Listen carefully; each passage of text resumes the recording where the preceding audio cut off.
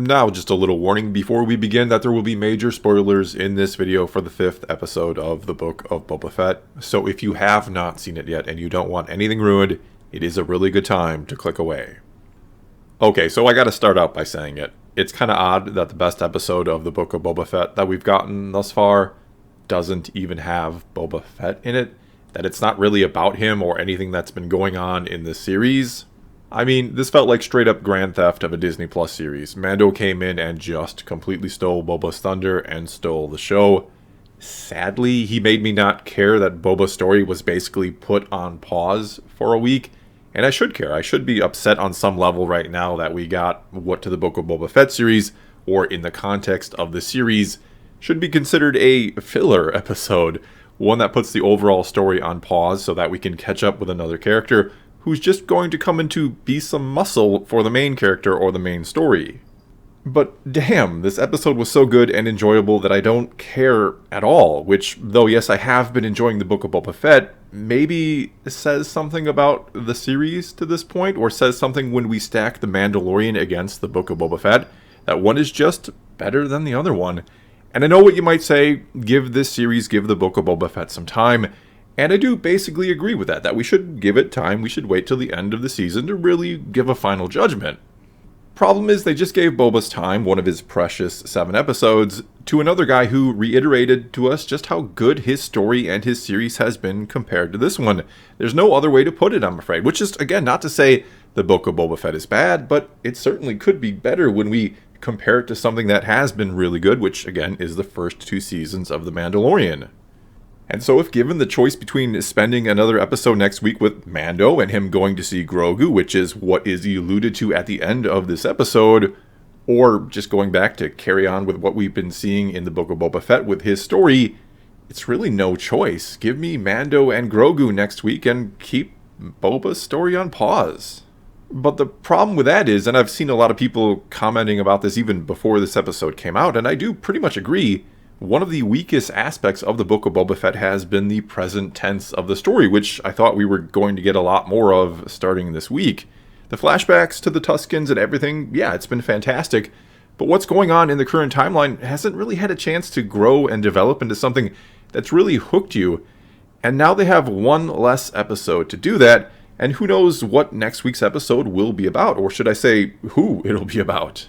Though that said, I do have to imagine or guess the next episode will cover a bit of both. We'll go back to Boba Fett, yes, but not before Mando goes and sees Grogu again. And if they don't give us that, if they don't give us that reunion after teasing it, I think we're going to see some pretty upset fans.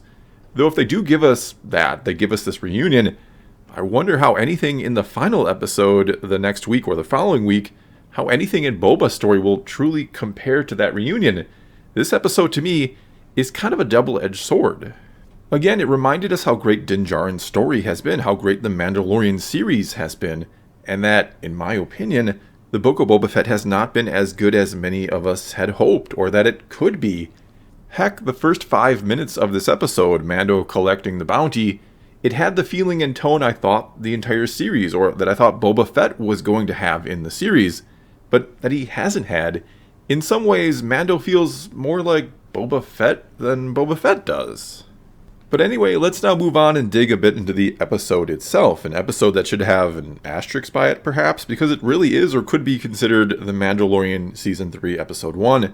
And if it had been that, if this is how they'd kicked off Season 3, I would have been more than happy with it, because again, I loved this episode. I loved basically everything about it. From how the back half was kind of like this love letter to the Phantom Menace, that it embraced that film, not to mention other aspects of Star Wars as well.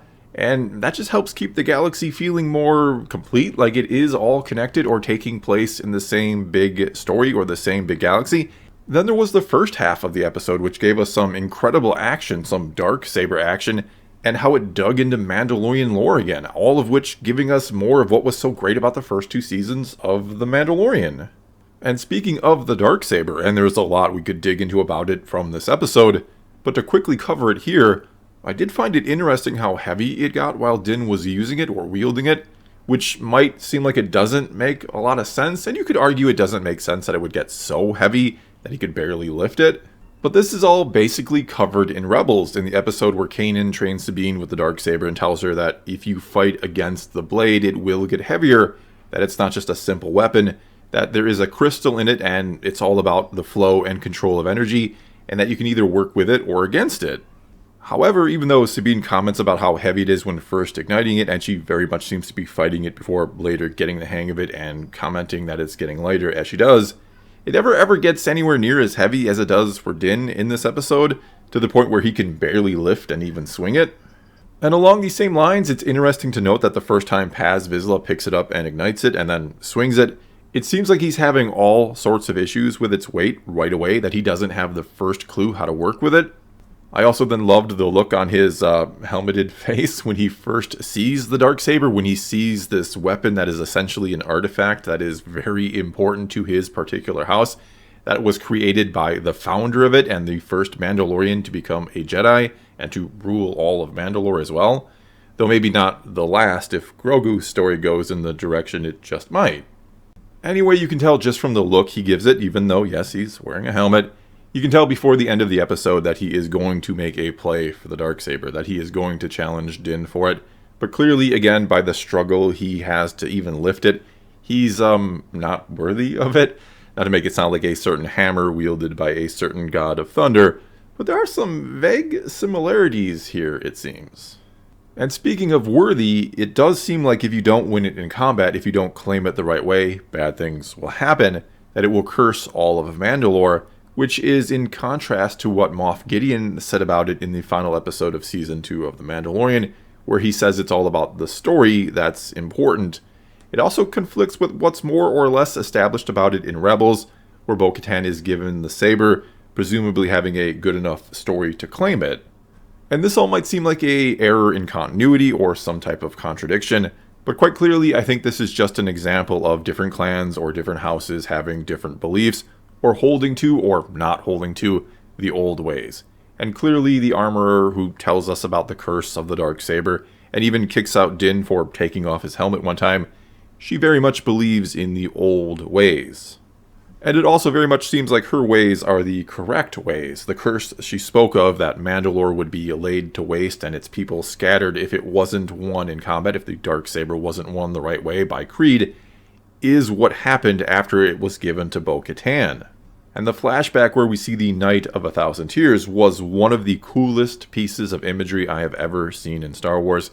Seeing Mandalore essentially nuked by countless TIE bombers, and then the, shall we call it a Terminator-esque scene of the security droids walking through the remains of Mandalore, was absolutely chilling. Just beautifully done all around. And speaking of taking or borrowing from other franchises, was that a Halo installation Mando was on? Don't get me wrong, it was great to see something besides a desert in the series. It was nice to have some new scenery besides sand dunes. But that was a Halo ring. And I don't know how I feel about seeing that in Star Wars. I'm not saying it doesn't fit the motif of Star Wars. It's just very unexpected. And during all this then, during the first half of the episode, we also learned just how much Mando is missing Grogu. He even has something made for him from the Beskar spear that he won in the Season 2 of Mandalorian, which seems to be some type of, I don't know, I'm guessing Beskar chainmail, a little suit of it, which yeah, pretty handy for a Jedi to have something like that under their robes, something that can stop a lightsaber, kind of like Frodo and his mithril armor in Lord of the Rings. You never know when it'll stop you from being skewered like a wild boar. Anyway, this all takes us back to what I was talking about earlier, which is, will we actually see Grogu next week? And will fans be angry if we don't? Will we even perhaps see Luke? Will he maybe not allow Din Djarin to see Grogu? After all, the armorer did point out that, as we know, the Jedi do not believe in attachment. Either way, Luke or no Luke, Grogu or no Grogu next week, I think our little green Baby Yoda friend is what separates these two shows, Mando and the Book of Boba Fett, I mean, as well as the two characters. That being that Din Djarin's love and concern for Grogu doesn't make him feel like a different character. He still feels like the badass Mando we first met in the first episode of Season 1, which was kind of mirrored by the opening of this episode where he talks about bringing him in warm or cold. Yet in the Book of Boba Fett, with that character, I feel like they haven't pulled off anything like that nearly as well, at least. Yes, I understand why Boba is changing. The Tuskens, coupled with a life always being alone, being left by his father, or having his father killed at such a young age, is responsible for the change we're seeing in him. But the change seems to be a bit too drastic, perhaps? I don't know. I just think the Mando has done a far better job progressing the character than the Book of Boba Fett has. Either way, let's now move on to the back half of the episode, where we had so many Phantom Menace Easter eggs, I'm not even sure where to begin, or that I caught them all. First of all, an N1 Nubian starfighter being Mando's new ship. If it wasn't for someone telling me about it in a leak that I didn't believe, mind you, I would have never ever expected to see one become Mando's new ship, partly because it was so unexpected, and partly because I'm not entirely sure where he puts his bounties once he catches someone. I do, however, know where Grogu is eventually going to sit, right in the spot for the astromech that right now conveniently has a little glass bubble, which maybe is where he's going to stuff his bounties. And I can already see those two swooping into action together, and maybe as early as next week, though I do doubt that. I do doubt Grogu leaves the Jedi Order, at least right away. Though him leaving eventually would kind of answer the question of what happens to Grogu in the sequels. Where is he if Luke's students are all killed? Well, maybe he left the Order to become a Mandalorian and no longer considers himself a Jedi. Though I think he'll consider himself both at some point, which somehow kind of sounds a bit ridiculous and awesome at the same time. To have a Yoda Jedi Mandalorian, a little green guy wielding a lightsaber, maybe the Darksaber, and wearing his Mando chainmail armor. But setting that image aside, it was cool to see Mando taking his new ship down the same sort of course that we saw the pod racers take in episode 1, right down to the same rock formations, the same twists and turns, and even the ramp Anakin gets forced onto by Sebulba. It was the best kind of blatant fan service you can get. It's the kind that, if you recognize it, it's awesome, it's a great nod to the prequels, but if you don't know any better, if you're not overly familiar with episode 1, you're not really missing anything, or anything that's important to the story, I should say. All I know is I couldn't help but hear Anakin saying, "Now this is pod racing," in my head, and I've never been happier to hear that line, as I enjoyed him spinning at one point while in space as well, and then the deadpan way he said wizard when asked how the ship was. Absolute perfection. Which is also my summary of this episode. Absolute perfection. I have no real complaints or nitpicks like I usually do, other than the getting pulled over part was maybe a little too on the nose. Nothing wrong with it, I didn't hate it, but perhaps again, a little too on the nose. Just like I didn't need to know that Jawas are furry, but hey, it is what it is. Either way, those little annoyances, I guess I'll call them, were overshadowed by everything else in this episode, everything else that we got. There were so many little cool things in here, and the story itself was fantastic. We even got BD from Jedi Fallen Order, though I don't think that's actually BD from the game, just another droid of the same make or model. Whatever the case may be, loved that he did his scan at one point, just like he does so often in the game. Him being in here, or this particular BD droid being in here, is just another one of those things that ties the whole galaxy of Star Wars together, and does it in the good way. It doesn't make everything feel smaller, it makes everything feel bigger. So in closing here, a near flawless episode of the Book of Boba Fett, I guess, though it didn't feel like an episode of the Book of Boba Fett, but rather an episode of The Mandalorian, which I guess is the biggest complaint I can muster, that it didn't feel like what it was supposed to feel like. And so when they said this series would sort of be The Mandalorian Season 2.5, this certainly wasn't what I expected. I didn't think we'd get an entire episode devoted to The Mandalorian, but I'm sure not upset that we did. Well, that's all I've got for you this time. Now it's your turn to tell me what you thought of this episode. Was it fantastic, or was it not so much? Or are you upset that Boba Fett's story got put on hold to catch up with Din Djarin in his own series? Whatever the case may be, leave a comment below and let's talk some Star Wars. And until next time, thanks for watching.